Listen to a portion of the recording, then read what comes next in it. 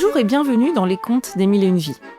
Ici, chaque semaine, une femme senior partage avec nous un souvenir, une tranche de vie, un bout de son histoire. Et pour ce 6e épisode déjà, nous allons tendre l'oreille à la voix d'Éléonore. Éléonore a 83 ans, elle est née en Bretagne pendant la guerre et elle nous parle de son engagement pour le droit à l'avortement, à une époque où ce geste était encore interdit. L'épisode d'aujourd'hui est un condensé de courage, de solidarité féminine et une quête de liberté. Alors installez-vous confortablement, l'histoire commence.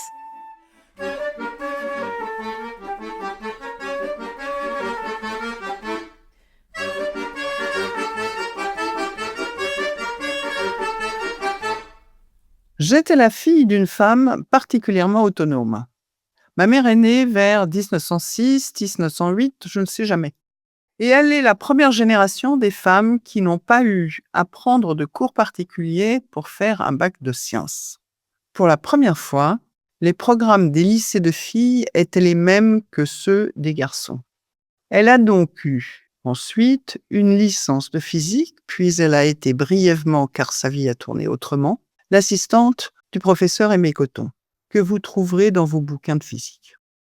Elle a eu une vie qu'elle a menée vaillamment et en dehors des contraintes de son milieu extrêmement bourgeois d'origine.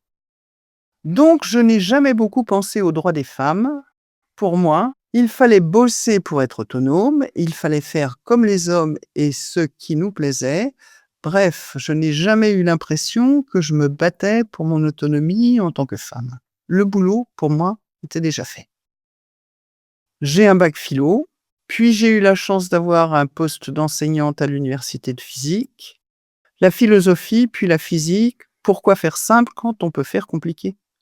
Je gagnais ma vie et plus tard, j'ai pu faire une thèse dans un laboratoire du côté d'Orsay.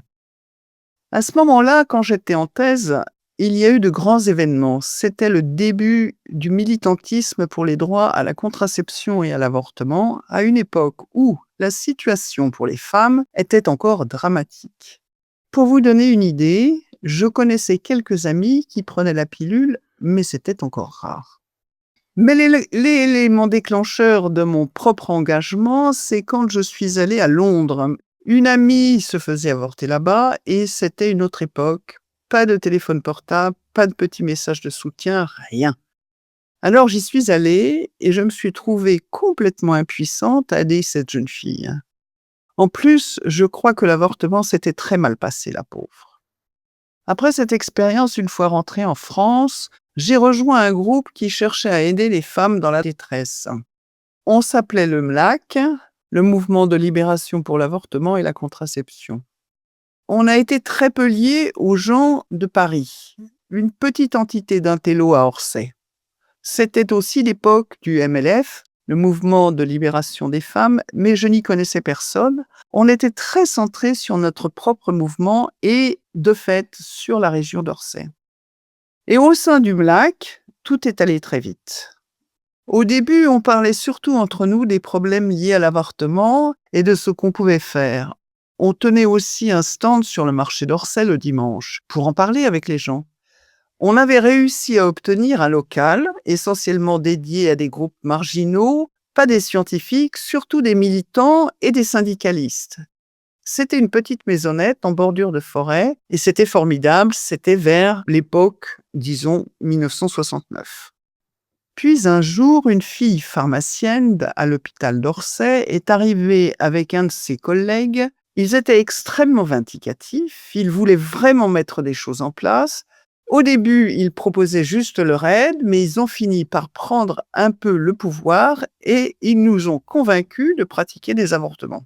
Ou tout au moins, d'être d'accord pour notre présence lors d'avortements que cette jeune pharmacienne faisait au départ. Dans un premier temps, donc, on allait chez la pharmacienne en banlieue et seuls eux deux étaient capables de faire des avortements, c'est-à-dire elle et lui, l'accompagnateur d'Orsay, mais en fait, c'était essentiellement elle. Ça a duré un certain temps. Mais un jour, alors que 3 femmes attendaient de pouvoir avorter, la pharmacienne s'est énervée. Il y en a marre, il n'y a pas de raison pour que ça soit toujours chez moi et toujours moi qui les fasse. Et elle a refusé de pratiquer l'avortement qui était prévu. C'était presque du chantage. J'ai trouvé la situation totalement insupportable, alors j'ai dit: «Bon, d'accord, je veux bien vous aider. Je ne sais pas, même pas mettre des gants stériles, donc va falloir m'aider». Et je me suis retrouvée première avorteuse sans diplôme médical. Mais je suis quelqu'un qui se laisse avoir par ce genre de situation. Si quelqu'un est en souffrance, je dois aider d'une manière ou d'une autre. Ce tout premier que j'ai pratiqué, c'était terriblement tendu. Il y avait encore tous les engins mécaniques que les hommes militants nous avaient fournis en dépiotant des frigidaires ou je ne sais quoi, et j'avais peur de faire mal à la patiente. Après moi, d'autres gens s'y sont mis. Je me souviens de 3 personnes en plus. Une fois que le groupe d'avorteuses a grandi, l'organisation est devenue plus ambitieuse. Nous continuions à aller au marché le dimanche et le bouche-à-oreille fonctionnait bien. Très vite, des médecins locaux nous envoyaient aussi des patientes, avec des ordonnances sur papier en tête, disant: «Mesdames, je vous prie d'avoir l'amabilité de recevoir ma patiente qui est enceinte». Ils étaient gonflés quand même. On aurait pu les faire chanter. Chaque semaine, on faisait une réunion pour trier les demandes. Pour les femmes au-delà de 6 semaines de grossesse, on avait tout un réseau d'adresses en Hollande. Et pour les grossesses de moins de 6 semaines, on s'en occupait nous-mêmes en se limitant à 3 avortements tous les 8 ou 15 jours, selon le cas. Je ne sais plus très bien. Et on avait décidé que ce serait finalement chez l'une des 3 patientes et pas dans un endroit anonyme.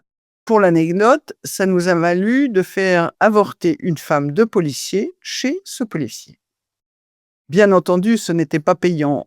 Il n'y a jamais eu des questions d'argent et nous étions toutes et tous bénévoles. Je crois qu'on a volé pas mal de matériel dans les hôpitaux. C'était complètement nécessaire, on avait besoin de matériel. Donc, via des gens qui connaissaient des infirmiers, et on avait inventé un système d'aspiration. On a remplacé les appareils sophistiqués par des pompes à vélo, utilisées en sens inverse, c'est-à-dire qu'on contrôlait complètement l'aspiration sans avoir besoin de manomètre. Elle ne pouvait pas faire de mal, c'est une invention fantastique. On a supprimé rapidement les gants stériles, les pilules décontractantes, plus de médicaments du tout, on se lavait les mains très fréquemment, mais on faisait quelque chose de très scientifique. On utilisait des Erlenmeyer pour vérifier que la quantité aspirée correspondait à l'âge de la grossesse. Sur toutes nos interventions, on a eu un seul cas qui s'est mal passé. Et on a su après qu'elle avait menti sur l'avancée de sa grossesse. Elle a dû aller à l'hôpital pour un curetage, ce qui était un cas classique quand les choses se passaient pas bien. Sinon, on n'a jamais eu de problème technique. Je ne sais pas si c'est à ma gloire ou non. Un jour, les gendarmes de Versailles sont arrivés dans notre local, qui était tout ouvert. Ce local, c'était toujours le local en bordure de forêt, mais qui n'avait rien à voir avec les lieux où on faisait des avortements. Par contre, on avait là nos réunions et on avait des cahiers avec des noms de gens qui venaient nous voir. Donc un jour, les gendarmes de Versailles sont arrivés dans notre local qui était tout ouvert. Une des militantes était là et on lui a demandé qui est la chef, ce à quoi elle a répondu que c'était moi. Ah, j'ai trouvé ça vraiment très désagréable. J'ai eu la panique pendant 3 semaines à l'idée que peut-être les gendarmes de Versailles pourraient venir me demander des comptes. Bon, eh bien, finalement, ils ne sont pas venus et j'ai bien mis 3 semaines à m'en remettre et ça a été le grand soulagement après. Le point drôle dans cette histoire, c'est qu'une autre bénévole est arrivée à ce moment-là, c'est-à-dire on est toujours à côté de ce local en bordure de forêt, mais elle a vu les flics et elle a aperçu par la fenêtre ouverte le cahier avec les noms de toutes nos patientes. Elle a sauté par la fenêtre, elle a fermé le cahier et s'est enfuie avec. Elle a eu de la jugeote parce que nous ne nous rendions pas compte. On avait les noms, les adresses de toutes les femmes qui étaient passées. Il ne manquait plus que les informations du médecin. Bon, pendant ce temps-là, ma thèse n'a pas beaucoup avancé. Je travaillais dans un gros labo, dans une équipe tenue par un émigré de l'Est, un monsieur très sympathique qui venait de Pologne, où tout était beaucoup plus libre. Je n'étais pas très présente, mais ils m'ont laissé tranquille. Bien sûr, aucun membre de ma famille n'était au courant, je faisais quand même quelque chose d'illégal. Ma mère m'avait simplement dit, un jour, et beaucoup plus jeune, Si un jour tu te retrouves enceinte d'un monsieur avec qui tu ne veux pas faire ta vie, ne t'inquiète pas, on prendra en charge l'enfant. Elle n'avait même pas envisagé la possibilité d'un avortement, mais c'était quand même, je n'avais que 16 ou 18 ans. Et c'était 12 ans avant la loi Veil. Il n'y avait que mon Jules de l'époque qui était au courant. Quand même, il fallait bien quelqu'un avec qui parler. Ce n'était pas évident.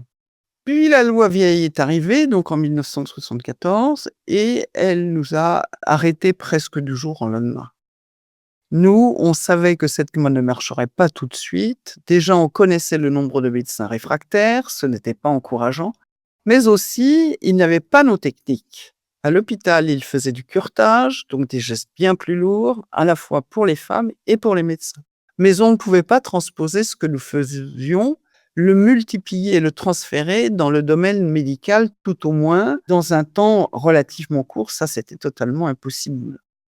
Dans notre groupe, plusieurs militantes se sont tournées vers la médecine après ça. Moi aussi, je m'étais posé la question, mais je n'avais aucune mémoire, donc j'ai abandonné. Dans toute cette page de ma vie, il y avait quand même quelque chose de très fort, cette grande réunion presque exclusivement féminine, qui m'a ouvert des horizons incroyables. Avant, je côtoyais peu de femmes. Ma mère était assez anti-femme finalement aussi, et ça a été une découverte bouleversante pour moi. Au sein de ce groupe, j'ai rencontré des femmes extrêmement intéressantes, avec des valeurs fortes et différentes. La moitié de l'humanité se mettait à exister de façon nouvelle, chaleureuse, solidaire, pleine de connivence et d'envie de faire ensemble. Merci à Éléonore d'avoir partagé avec nous ce fragment de vie et merci à vous, chers auditeurs, chères auditrices, d'avoir écouté ce 6e conte des 1001 vies.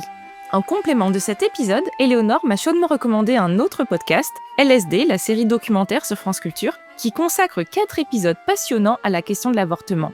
Ça s'appelle Avortement, le pouvoir du médecin et c'est sorti en janvier 2025.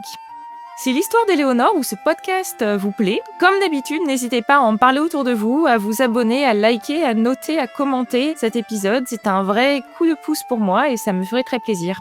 Et on se retrouve la semaine prochaine pour la dernière histoire, la dernière voix, le dernier voyage de la saison 1 des Contes des 1001 vies.